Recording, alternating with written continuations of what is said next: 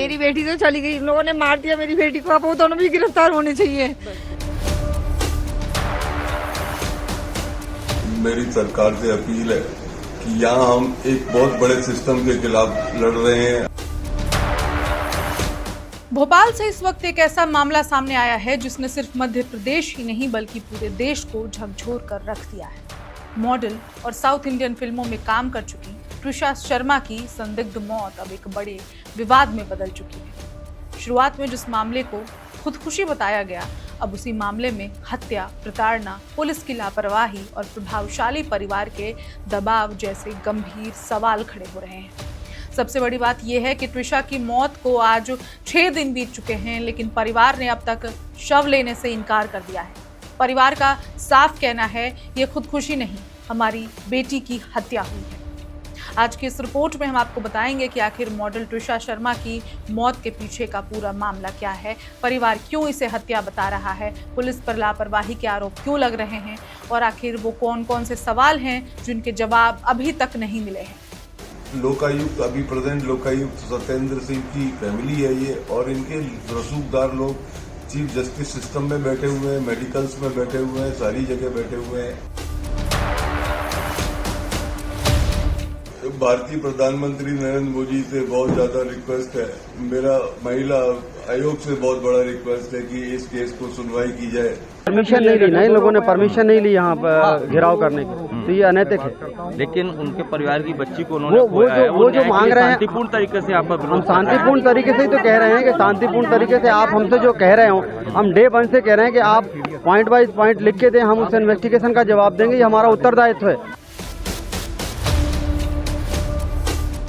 नमस्कार, मेरा नाम है ऋचा पराशर और आप देख रहे हैं वन इंडिया हिंदी।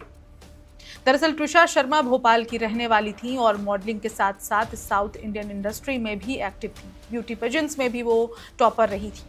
बताया जा रहा है कि कुछ समय पहले उनकी मुलाकात डेटिंग ऐप के जरिए समर्थ सिंह से हुई थी। दोनों के बीच दोस्ती हुई, फिर प्यार हुआ और उसके बाद परिवार की मौजूदगी में धूमधाम से शादी हुई। लेकिन शादी के महज 5 महीने बाद अचानक ट्रिशा की मौत की खबर सामने आई। शुरुआती जांच में इसे खुदकुशी बताया गया। कहा गया कि ट्रिशा फंदे से लटक कर उसने अपनी जान दे दी है, लेकिन यहीं से सवाल खड़े होने शुरू हो गए क्योंकि ट्रिशा का परिवार लगातार कह रहा है कि उनकी बेटी खुदकुशी नहीं कर सकती। परिवार का आरोप है कि शादी के बाद से ही उसे मानसिक और शारीरिक रूप से प्रताड़ित किया जा रहा था। ट्रिशा के परिजनों ने सीधे तौर पर उसके पति समर्थ सिंह और सास गिरिबाला सिंह पर गंभीर आरोप लगाए हैं। खास बात यह है कि गिरिबाला सिंह रिटायर्ड जस्टिस बताई जा रही हैं और समर्थ सिंह वकील हैं, यानी कि पढ़ा लिखा परिवार, जो कानून का जानकार है परिवार, और उस परिवार पर अपनी ही बहू की हत्या की साजिश के आरोप लग रहे हैं। परिवार का आरोप है कि प्रभावशाली परिवार होने की वजह से मामले को दबाने की कोशिश की जा रही है। ट्रिशा के भाई भारतीय सेना में मेजर हैं। परिवार का कहना है कि उन्होंने लगातार पुलिस और प्रशासन से न्याय की गुहार लगाई, तब जाकर ससुराल पक्ष के खिलाफ मामला दर्ज हुआ। लेकिन मामला दर्ज होने के तुरंत बाद आरोपियों को राहत मिल गई, जिससे परिवार का गुस्सा और बढ़ गया। अब इस पूरे मामले में सबसे बड़ा विवाद पुलिस जांच को लेकर खड़ा हो गया है। जानकारी के मुताबिक जिस नायलॉन बेल्ट से कथित तौर पर खुदकुशी की बात सामने आ रही है, वही बेल्ट पोस्टमार्टम के दौरान डॉक्टरों को दिखाई ही नहीं गई। यानी जिस चीज को खुदकुशी का सबसे बड़ा सबूत बताया जा रहा था, वही पोस्टमार्टम टीम के सामने मौजूद नहीं थी। अब सवाल ये उठ रहा है कि आखिर ऐसा कैसे हुआ? अगर मौत खुद को फंदे से लटकाने से हुई तो पोस्टमार्टम के दौरान वो साधन ही पेश क्यों नहीं किया गया जिससे ये घटना हुई? यही वजह है कि डॉक्टर गर्दन पर बने निशानों और बेल्ट वैज्ञानिक मिलान नहीं कर पाए। लिगेचर मार्क यानी कि गर्दन के निशान का सही माप भी नहीं हो सका। यानी अब तक जिस खुदकुशी की थ्योरी का पूरा केस खड़ा था, उसी में गंभीर तकनीकी खामियां सामने आ चुकी हैं। बाद में पुलिस ने बेल्ट को जांच के लिए एम्स भेजा, लेकिन तब तक परिवार और लोगों के मन में कई सवाल खड़े हो चुके थे। इस बीच मामला तब और संवेदनशील हो गया जब आरोपी सास की तरफ से कोर्ट में ट्रिशा को ड्रग एडिक्ट बताए जाने की बात सामने आई। परिवार का कहना है कि उनकी बेटी की छवि खराब करने की कोशिश की जा रही है ताकि असली सवालों से ध्यान हटाया जा सके। ट्रिशा के परिवार ने अब दोबारा पोस्टमार्टम की मांग की है।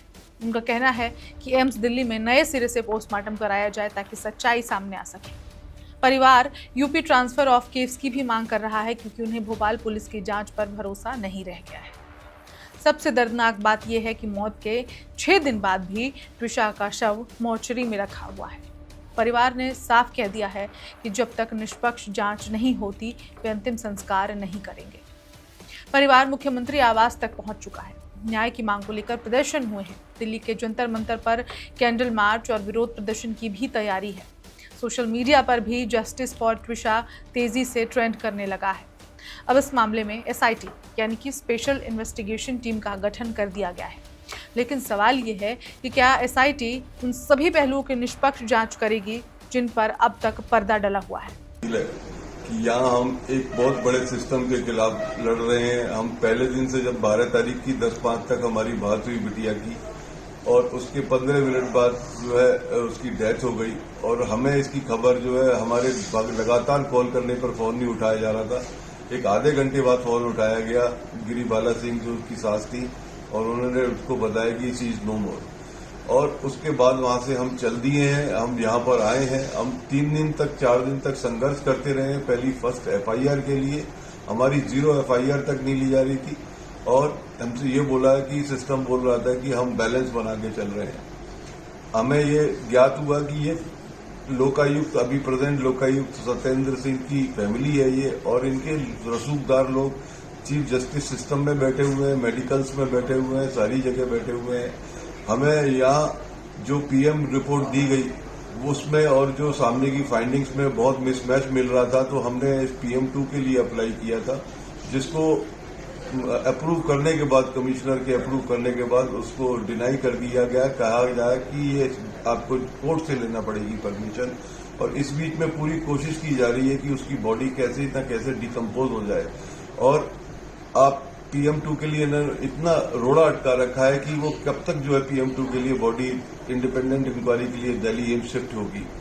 मुझे यहाँ न्याय की उम्मीद कम है क्योंकि यहाँ सारे लोग सारा सिस्टम जो है इनके साथ में जोड़ करके काम कर रहा है और हमें दबाया जा रहा है। कल भी जब गिरिबाला सिंह जी की एंटीसिपेटरी बेल एक्सेप्ट की जो कि एक आज ऐसा ब्लैक लैंडमार्क डिसीजन बन चुका है फ्यूचर के लिए कि कोई भी सास इन ग्राउंड्स पे जो है बेल उसको प्राप्त हो जाएगी आने वाले समय में। ये कैसा न्याय है? हमें बहुत अपील करते हैं कि हमें इस दुविधा से बचाया जाए। हमारी इंडिपेंडेंट जांच के लिए जांच हमारी शिफ्ट की जाए यहाँ से दिल्ली और किसी दूसरी जगह इंडिपेंडेंट टेरिटरी में हमारी जांच शिफ्ट की जाए। हमारी यहाँ पे जल्दी से यहाँ पर कोई भी सुनवाई नहीं हो रही। बस बेटी को हम दिल्ली ले जाना चाहते हैं। वहाँ पर हम केस उधर ट्रांसफर किया जाए। उसको POV रिपोर्ट दोबारा से होनी चाहिए, पोस्टमार्टम रिपोर्ट दोबारा से होनी चाहिए।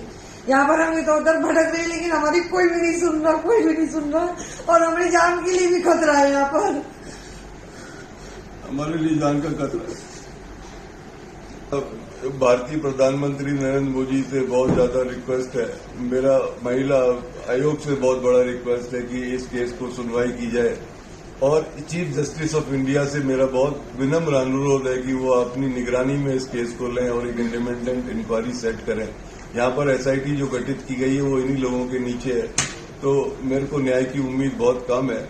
मेरा बहुत रिक्वेस्ट है आप सभी महानुभावों से कि इस केस में जो है प्लीज हमारा जो है हेल्प की जाए और हमें न्याय दिलाया जाए। इस केस में सिर्फ एक मौत की जांच नहीं हो रही है बल्कि सिस्टम की विश्वसनीयता पर भी सवाल उठ रहे हैं। अगर पोस्टमार्टम जैसी अहम प्रक्रिया में इतनी बड़ी चूक हो सकती है तो आम लोगों का भरोसा कैसे बना रहेगा? विशेषज्ञों का कहना है कि किसी भी संदिग्ध मौत के मामले में फॉरेंसिक प्रक्रिया सबसे अहम होती है। अगर शुरुआत में ही सबूतों को सही तरीके से सुरक्षित और प्रस्तुत नहीं किया जाए तो बाद में पूरी जांच कमजोर पड़ सकती है। अब सबकी नजर समर्थ सिंह की अग्रिम जमानत याचिका पर है। कोर्ट में आज सुनवाई होनी है। परिवार चाहता है कि जमानत रद्द हो और आरोपियों को सख्ती से उनकी पूछताछ की जाए। फिलहाल इस पूरे मामले ने कई बड़े सवाल खड़े कर दिए हैं। क्या ट्विशा सच में डिप्रेशन में थी? क्या उन्हें प्रताड़ित किया जा रहा था? क्या पुलिस ने लापरवाही की या किसी दबाव में ये सब कुछ हुआ है? क्या ये खुदकुशी है या इसके पीछे कोई और कहानी छिपी है? इन सवालों के जवाब अभी बाकी हैं, लेकिन एक परिवार की चीख साफ सुनाई दे रही है। इसलिए ये मामला अभी शांत होने वाला नहीं है। अब आगे देखना होगा कि कानूनी प्रक्रियाएं क्या होती हैं। मौत के 6 दिन बाद ये खबर हम आपके सामने पढ़ रहे हैं। यानी कि आप समझ लीजिए कि परिवार का इन्फ्लुएंशियल होना उनके लिए कितना फ़ायदेमंद हो रहा था त्रिशा के ससुराल पक्ष का, कि ये केस अब जाकर पब्लिक ओपिनियन में बाहर आ रहा है। इस खबर में इतना ही। अपडेट्स पर हमारी नज़र बनी हुई है, कुछ भी नया अपडेट आएगा इस मामले में वो भी हम आपको ज़रूर दिखाएंगे। तब तक बाकी खबरों के लिए बने रहिए वन इंडिया हिंदी के साथ। Subscribe to One India and never miss an update. Download the One India app now.